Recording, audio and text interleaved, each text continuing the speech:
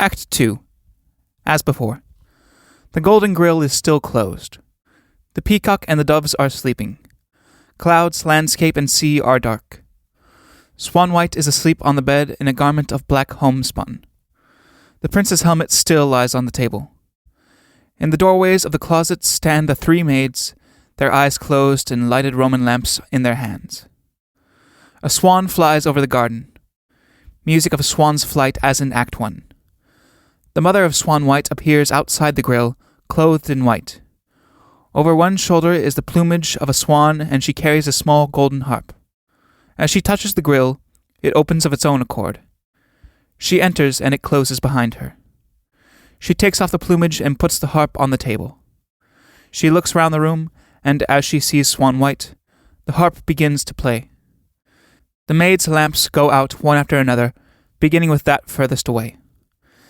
Then the three closet doors one after another, the innermost first. Slowly the clouds grow golden. The mother lamps the light beside the bed and kneels down. The harp continues to play during the following scene. The mother, still kneeling, takes off Swanwhite's stockings. She bends over her daughter's feet as if bathing them with her tears, then wipes them with a white cloth and kisses them. She puts sandals on Swanwhite's feet, which now appear shining white. She takes a comb of gold and smooths Swanwhite's hair, then lays a garment of white linen beside her on the bed. She kisses her daughter on the forehead and prepares to leave. A white swan flies past, and the swan music is repeated. The prince's mother appears. She, too, is clothed in white, and enters the grill in the same way as Swanwhite's mother, taking off her swan plumage. Swanwhite's mother. Well met, my sister. How long before cockcrow? The prince's mother. Not long, I fear. The corncrake calls, and the breath of dawn is wafted from the sea. Swanwhite's mother. We must make haste with what we have to do. You call me here for our dear children's sake. Yes. I remembered how, as I walked in the green fields of the land that knows no sorrow, I met you, whom I have always known but never seen before. You were lamenting the fate of your poor child, left alone down here in the vale of sorrows. You opened your heart to me and stirred my own thoughts, which shunned the earth they hated. Then my mind turned once more to earth and sought out my poor deserted daughter. I found her destined to marry the young king, who was a cruel man and evil. The prince's mother. And so I said to you, like unto like, may love the all-powerful prevail and join these two lonely hearts so that they may find comfort in one another. Swanwhite's mother. And now their hearts are joined, and the soul of each enfolds the other. May sorrow turn to joy and the earth rejoice at their young happiness. The prince's mother. If this is granted by the powers on high, Swanwhite's mother, their love will be tested in the fire of suffering. The prince's mother takes the prince's helmet in her hands and changes the black feathers for white and red ones. The prince's mother. May sorrow turn to joy this very day when he has mourned his mother for a year. Swanwhite's mother. Give me your hand, my sister, and let the test begin. The prince's mother. Here is my hand, and with it goes the hand of my son. Now we have pledged them. Swanwhite's mother. In chastity and honor. I go to open the blue tower, that the young lovers may fly to each other's arms. In chastity and honor. And you and I shall meet again in the green meadows that know no sorrow. Swanwhite's mother, with a gesture towards Swanwhite. Listen. She is dreaming of him. Oh, foolish, cruel woman who believes that lovers can be parted. They are holding one another by the hand as they walk in the land of dreams, under whispering pines and singing limes. They are laughing and playing. Hush! The dawn is breaking.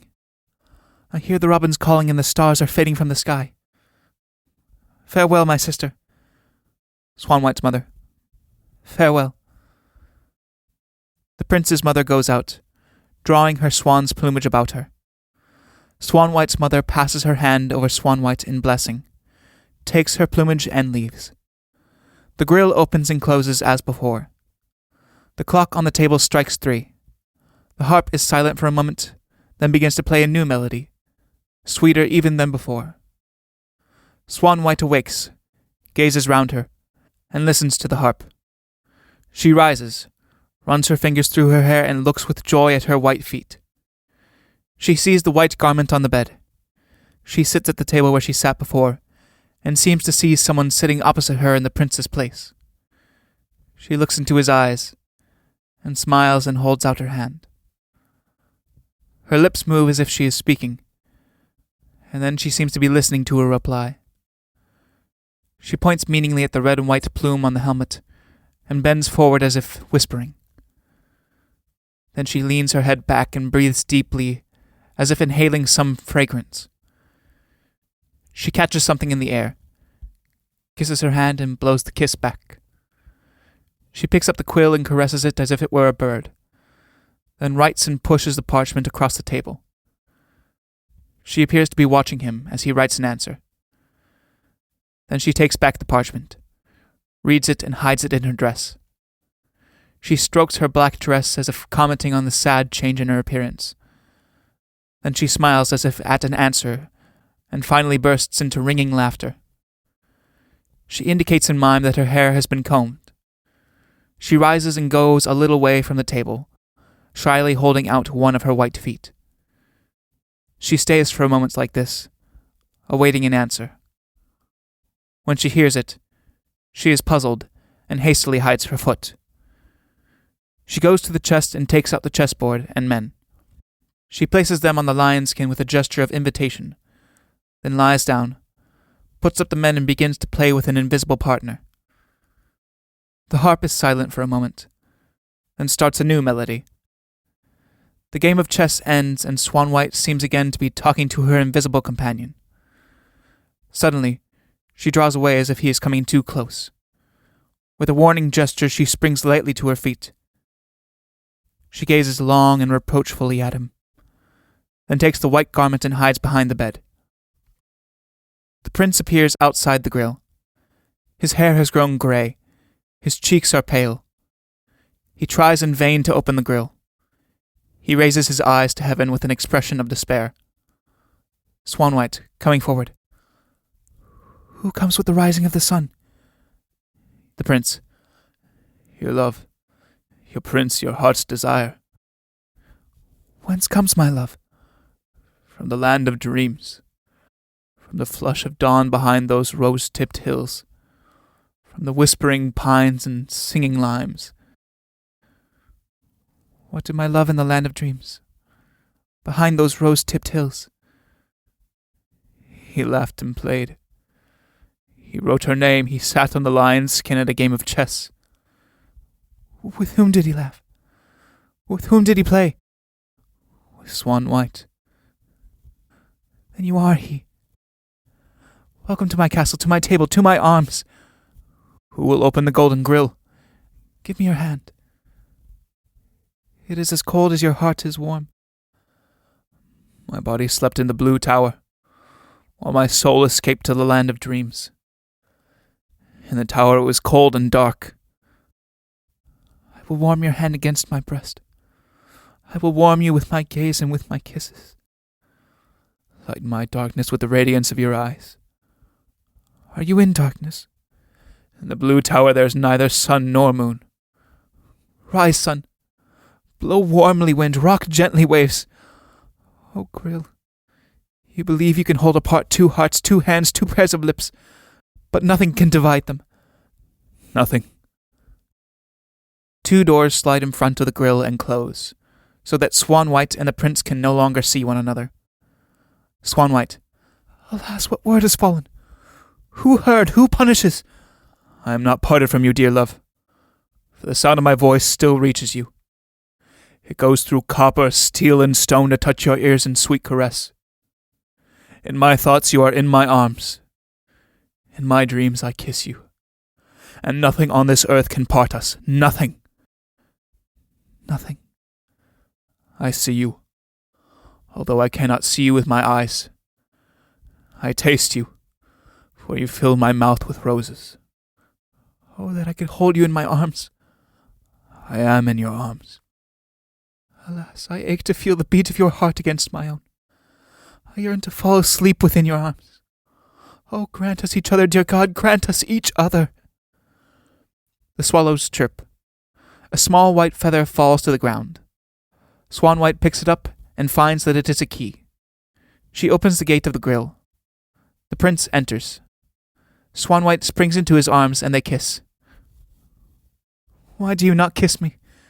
The prince, kissing her again. I kiss you. I cannot feel your kisses. Then you do not love me. Hold me close.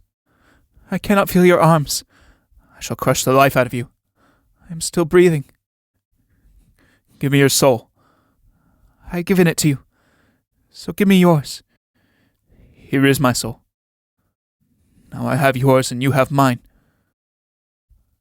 Breaking away. I want my soul again. The prince, uneasily. And I want mine. Search for it. Each of us is lost. You are me and I am you. We are one. God, who is merciful, has heard our prayer. We have each other. We have each other. Yet you are no longer mine. I cannot feel the touch of your hand or the caress of your lips. I cannot see your eyes or hear your voice. You have gone from me. But I am here. Yes, you are here on earth. I must meet you in the land of dreams. Then let us fly upon the wings of sleep, with my hand in yours, in my embrace, within your arms. For this is bliss, eternal bliss, without flaw or end. Can any part us now? Are you my bride? Are you my bridegroom? Bridegroom and bride are we in the land of dreams, but here we are not. Here? Where are we then? We are below, down below on earth, where the clouds gather and the ocean rages, where each night the earth sheds its tears upon the grass, waiting for the sun to rise, where the hawk destroys the dove and the swallow kills the fly, where leaves fall and turn to dust, where hair grows white and cheeks grow hollow, where eyes lose their luster and hands lose their strength. Down here on earth below. Let us fly. Yes, let us fly. The gardener suddenly appears behind the table. He wears cap and apron and breeches, one side entirely green, the other entirely blue, and has shears and a knife in his belt. He carries a small sack, from which he scatters seeds around. The prince. Who are you? The gardener. I sow, I sow. The prince. What do you sow? Seeds, seeds, seeds. What kind of soul? One-fold and two-fold. One pulls this way, the other pulls that way. When the bridal dress is on, unity has gone. In discord I shall sow, and in concord you shall reap. 1 and 1 make 1, but 1 and 1 also make 3. 1 and 1 make 2, but 2 make 3. Do you understand? Earthworm, mold warp, you who live with your nose to the ground and turn your back to heaven, what can you teach me? That you are a mole and an earthworm, and that since you turn your back on the earth will turn its back on you. Good day to you. The gardener disappears behind the table. Swanwhite. What was that? Who was he? It was the green gardener. Green? Surely he was blue. He was green, my love. Why do you say what is not true? Beloved, I only say what is true. Alas, he does not speak the truth. Whose voice is this? Not my Swanwhite's. Who is this my eyes behold? Not the prince, whose name alone once charmed me like the spell of the water sprite, like the song of a mermaid in green deeps. Who are you? You stranger with evil eyes and hair grown grey. You see it only now. My hair that turned grey in the tower. in a single night mourning the loss of Swanwhite, who is no more. But here is Swanwhite. No. I see before me a black-clad maiden whose face is too dark. Did you not see before that I was clad in black? Then you do not love me. Love her who stands there hard and cruel? No. Your vows were false. When I made my vows, another one stood there. Now you are filling up my mouth with nettles. Your violets smell of stinkweed. Now I am punished for betraying my young king. Would I have awaited the young king? Wait. He will come. I shall not wait. I shall go and meet him. Swanwhite, moving towards the door. And this was love. Where is Swanwhite? Where is she? The loveliest, the kindest, the most fair. Seek her. Alas, she is not here. Seek her then elsewhere. She goes sadly out. Left alone, the prince seats himself at the table, covers his face with his hands, and weeps. A gust of wind sets the draperies and curtains fluttering, and a sigh is heard from the strings of the harp. The prince rises and goes over to the bed. He looks at the impression of Swanwhite's head on the pillow, then picks it up and kisses it. A clamor is heard outside. He hastily seats himself at the table again. The doors of the closets fly open. The three maids are seen with darkened faces. The stepmother comes through the arch. Her face, too, is dark. The stepmother, sweetly. Greetings, dear prince. Did you enjoy a good night's sleep? Where is Swanwhite? She has gone to marry the young king. Is there no such thought, prince, in your own mind? In my mind is but one thought. Of young Swanwhite. Is she too young for me? Grey hair should keep company with good sense. I have a daughter of good sense. And I. Grey hairs.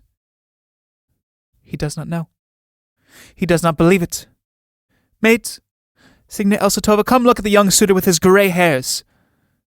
The maids laugh, and the stepmother joins in. The prince. Where is Swanwhite? The stepmother. Follow the clues. Here is one. She hands him a parchment. The prince, reading. Did she write this? The stepmother. You know the hand? It is hers. What has she written? That she hates me and loves another. That she was only playing with me, that she spew out my kisses and throw my heart to the swine. My only desire now is to die, for I am dead. A knight does not die because a wench makes a fool of him.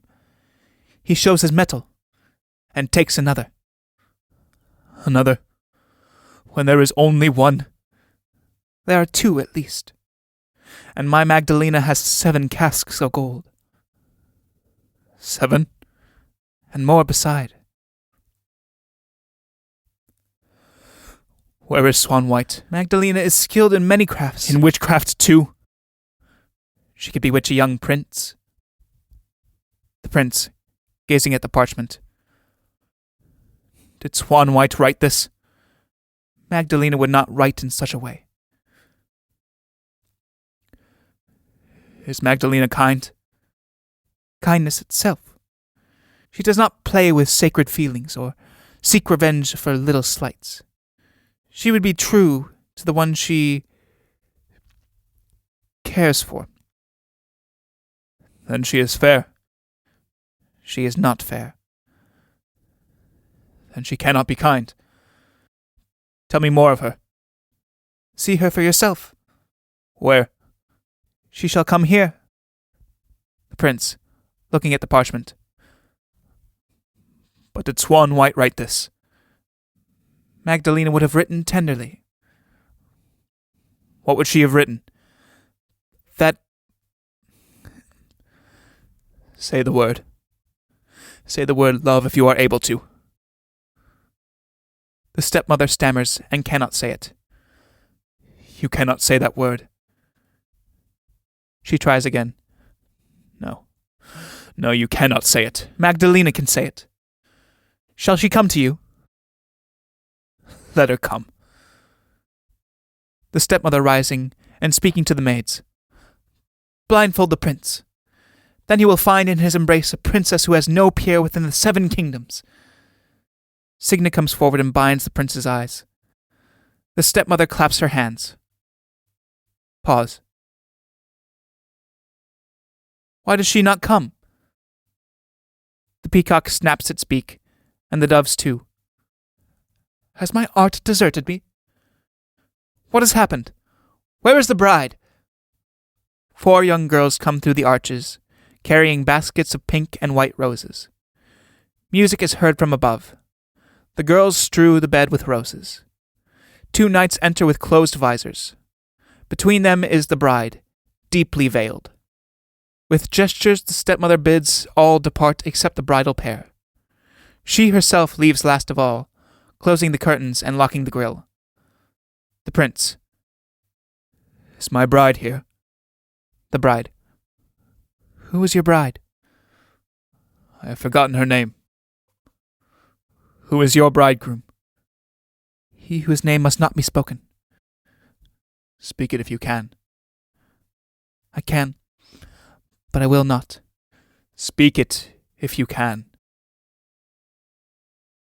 Speak my name first.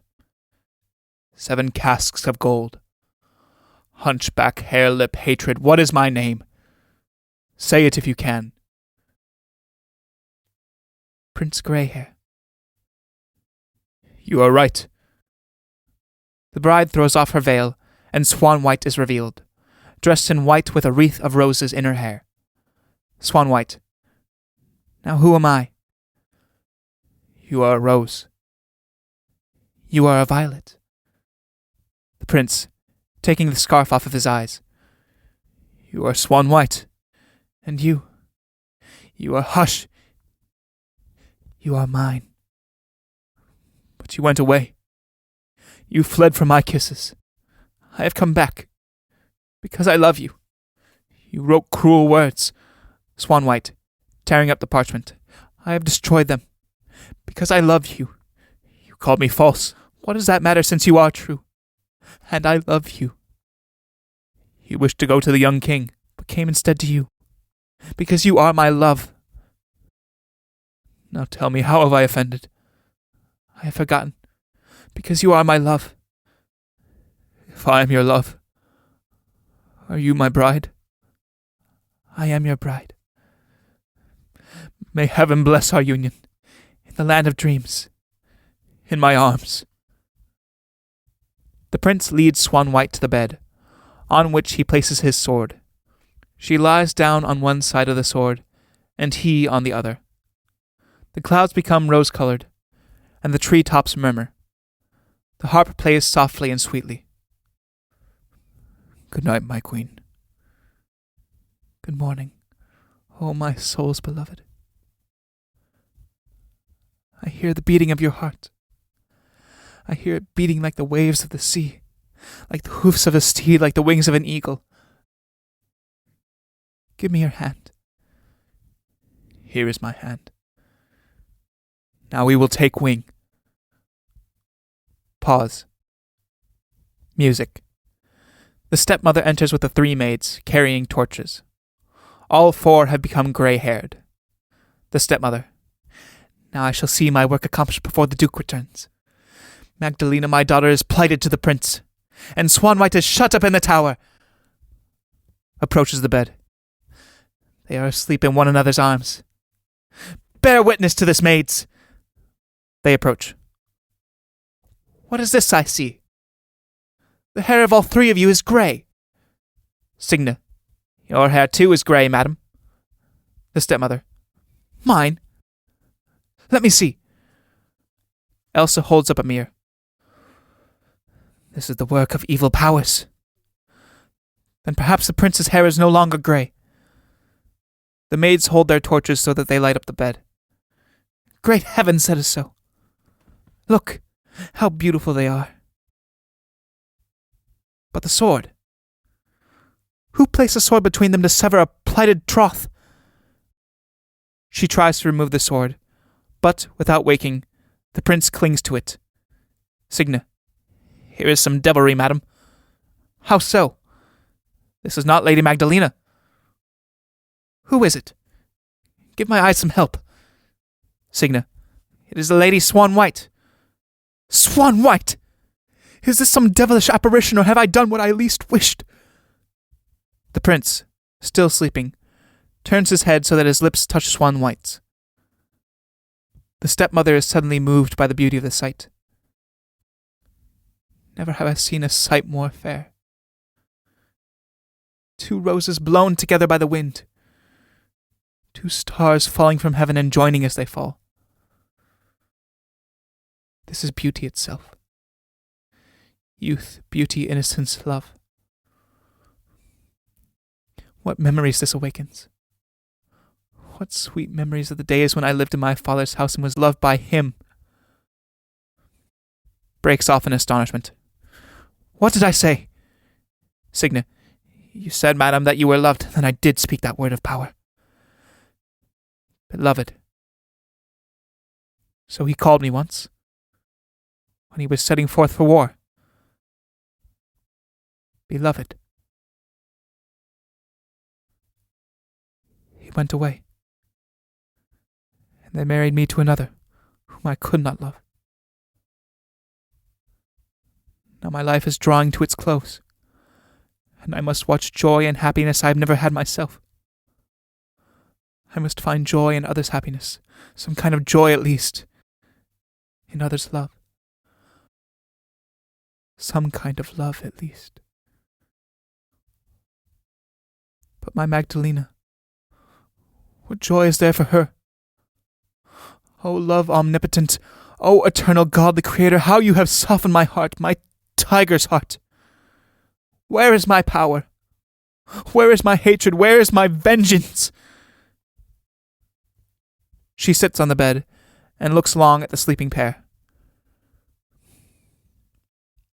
I remember a song, a love song which he sang when I was young, which he sang on that last evening. Suddenly she rises, as if waking from a dream, and flies into a rage. Shouts, "Here, men of the castle! Guards, bailiff, executioner, all of you, come here!" She tears the sword from the bed and throws it behind her. "Come! All of you, come here!" Clamor. The members of the household enter as before. "Behold! The prince, the young king's vassal, has defiled his master's bride. Bear witness to this shameful deed. Let the traitor be taken in chains and irons to his lord, and into the spiked casket with the hussy."